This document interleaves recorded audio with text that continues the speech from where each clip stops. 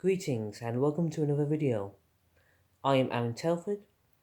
Today is Sunday, the 4th of August 2019, and today, right now, we're talking Star Trek opinions. So, cheers.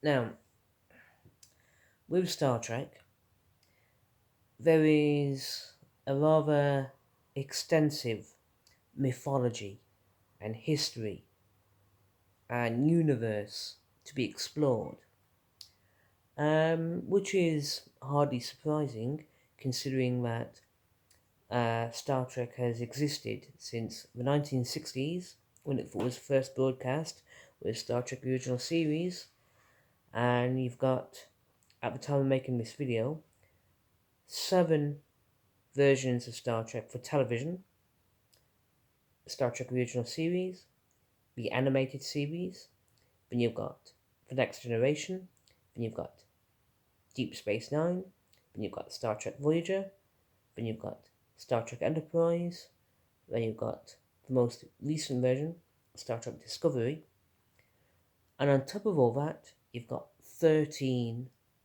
Star Trek movies. That's what exists at the moment. And then on top of all that, in the next 2-3 years, you've got more versions of Star Trek due to be broadcast on Netflix or Amazon or whatever it turns out to be.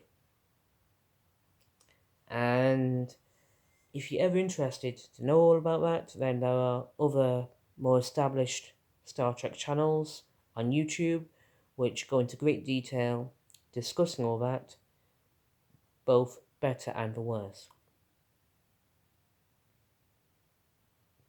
So, when you've got all that in mind, how do you figure out what might and might not be official mythology or the official history of Star Trek? Well, you got 2 distinct versions of Star Trek mythology, and it's what we call the, on one hand, Alpha Canon, but on the other hand, Beta Canon. And, well, on one hand it's straightforward, on the other hand it's pretty expansive and up for debate at the end of the day. But let's start with the most straightforward version of Star Trek mythology, what is known as Alpha Canon. Alpha Canon is the official, undisputed history and mythology that is Star Trek. And long story short, that's everything that happens on screen. What do I mean on screen? Well, whatever was broadcast on television and whatever was broadcast in the films. It is literally that straightforward. Now, you're going to encounter all kinds of debate and arguments among Star Trek fans about what does and does not actually constitute a Star Trek. All kinds of debates and arguments about what is and isn't Star Trek, basically. And that's inevitable. For example, to pick the most recent example, if you will, Star Trek Discovery. If you go to any online forum on the internet, whether it be like in Facebook fan groups or on YouTube or whenever and wherever there's a discussion board going on various websites, you'll have people who are who have been Star Trek fans since the 1960s or since whenever, and you'll have people who have been Star Trek fans only since the past few years. In either case, both groups of fans are as perfectly legitimate as the other group. Everyone's a Star Trek fan if they enjoy Star Trek. Makes no difference what version of Star Trek happens to be their favourite, whether it be Discovery or DS9 or whatever else. It makes no difference what version of Star Trek is their least favourite version of Star Trek. It would be like Voyager or The Next Generation or whatever. In either case, if you enjoy Star Trek, you're a Star Trek fan. End of story. No debate about that. But coming back to the point what I said, there are still fans on either side of the debate from whatever corner who are arguing about whether or not Star Trek Discovery is proper Star Trek, official Star Trek, or inverted commas Star Trek in the first place. That's fine. I'm not going to get into that. I don't want to get into that. I can't be bothered to get into that kind of debate. The point I'm getting at right now is that Star Trek Discovery is a legitimate TV show in exactly the same way that Star Trek Voyager was, Star Trek Enterprise was, and exactly the same way that Deep Space Nine or the original series was. It's made, and love or hate it, it's official, licensed Star Trek television show, and it's on Netflix, it's on the television. It's official Alpha Canon, official Alpha mythology, official Alpha history of Star Trek. If it's on screen, it's official Alpha history, mythology. Hence the phrase Alpha Canon. And it's the exact same thing with the films. It's on screen, there you are. You have every right and every freedom in the world to like or dislike the films as you like, as much as you want. That's fine, no problem. But regardless of if you like or dislike any one of the films or any one of the versions of Star Trek on TV, it's on screen, it's official Star Trek canon. Straightforward. So yeah, what then constitutes Beta Canon or Beta history or the unofficial history, the unofficial mythology and history of Star Trek? Well, quite simply, everything that isn't on screen. What do I mean by that? Well, to begin with, the comics. Example right here, Hive, where the United Federation of Planets has to defend itself yet again from another Borg invasion. Now, this is probably one of the better Star Trek comics I personally have ever read. It's a really good story, to be honest. But because it's a comic, and because the events talked about in this comic never happened on screen, it's Beta Canon, unofficial history. It's still Star Trek, don't get me wrong, it's still proper Star Trek, but because it never happened in a film, and because it never happened in a TV show, it's Beta Canon, unofficial, a bit more room for debate about where it sits in the mythology of Star Trek. Another example would be the computer games. The most well-known and popular computer game of Star Trek is Star Trek Online, which is like, consider Star Trek Online to be the science fiction version of World of Warcraft. Only not, because it's Star Trek and science fiction. Again, that's Beta Canon, but it does use elements from Alpha Canon to move a story along, help missions happen, that kind of thing. Another example, computer game Star Trek Legacy, which was released on Xbox 360.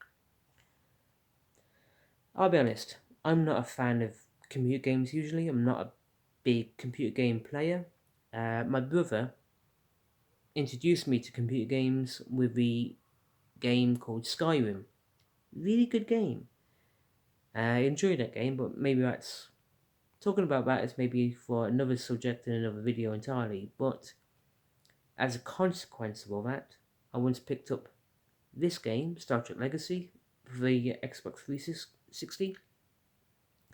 It's a good game. I enjoyed it. I enjoyed playing it. Some really good missions on here, and it has some nice little bonus features exploring some Star Trek mythology. So yes.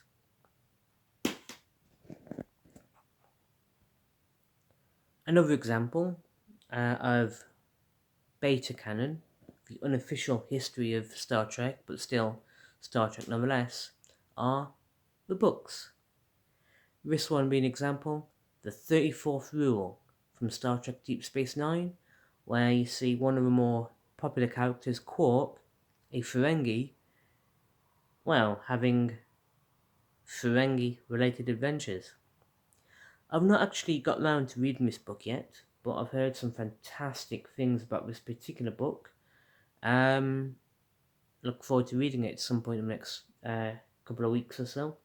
But yeah, either way, this particular book has never appeared in any TV or movie version of Star Trek. And for as long as that stays true, this is Beta Canon.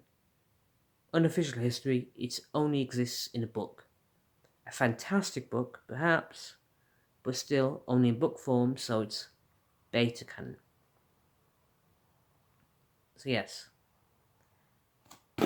However, we have the occasional book which kind of is on the fence, skirts between Alpha Canon and Beta Canon.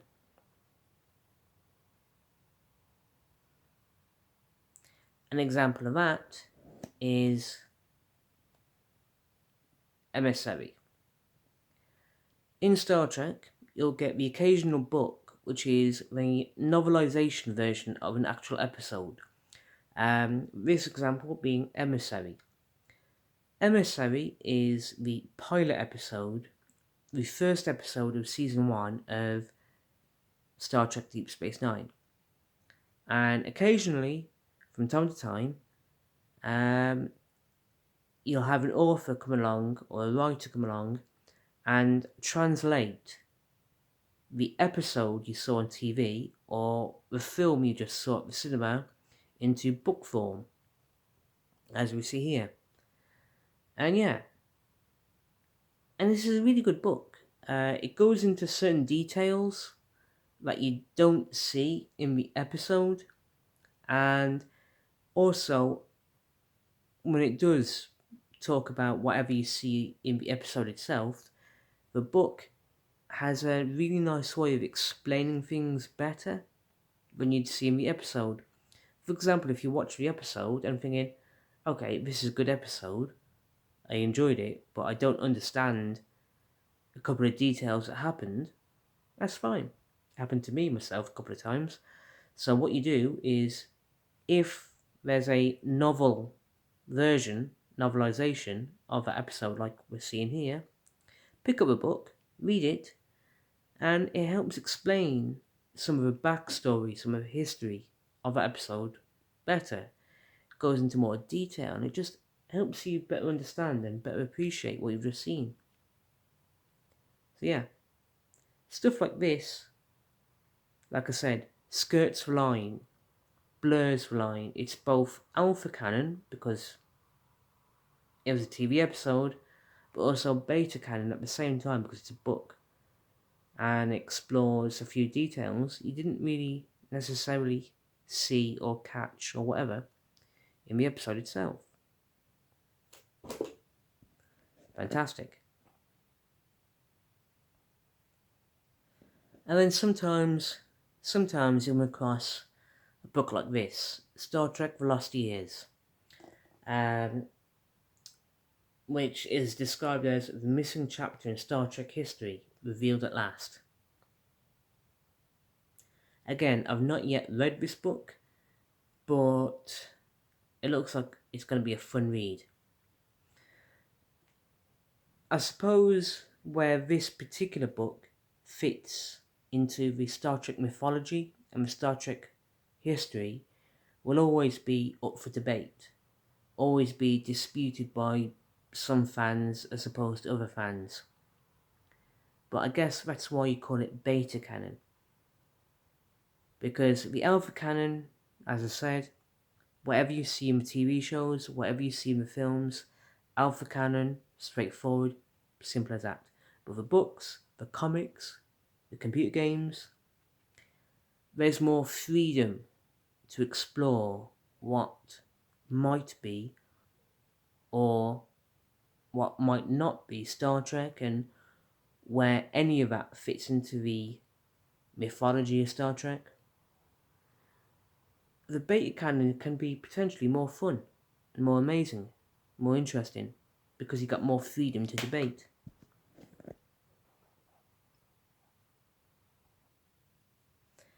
At the end of the day, it's up to you to decide to what extent you wish to explore the mythology and the history of Star Trek. It makes no difference if you're an existing fan who's been a fan since childhood or whatever. And it makes no difference if you're a brand new fan who only just got into Star Trek yesterday, for example. In either case, you are a perfectly legitimate Star Trek fan. Don't you dare let anyone tell you different.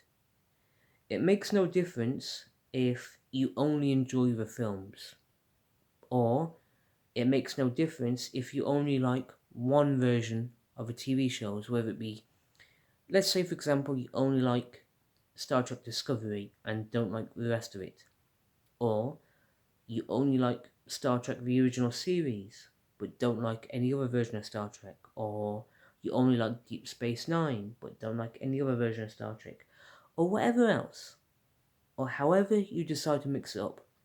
Maybe you only like 2 versions of Star Trek, or 4 versions, or maybe you like anything and everything to do with Star Trek. In either case, it's up to you. And however it pans out, it's entirely up to you to what extent you explore or don't explore the Star Trek universe, whether it be Alpha Canon or Beta Canon. It's entirely up to you. And if you enjoy one thing but not another thing, that's fine. That's perfectly fine. But either way, there's an entire universe out there for you to explore, for you to enjoy as much as you want. And however you do it, don't you dare let anyone tell you that you're not a legitimate Star Trek fan for liking something as opposed to something else, or not liking something as opposed to something else. Just be you. And even if it makes no difference if I agree or disagree with your choices and how to approach Star Trek, makes no difference if you agree or don't agree with my choices and how to approach Star Trek. In either case, we are all legitimate Star Trek fans together.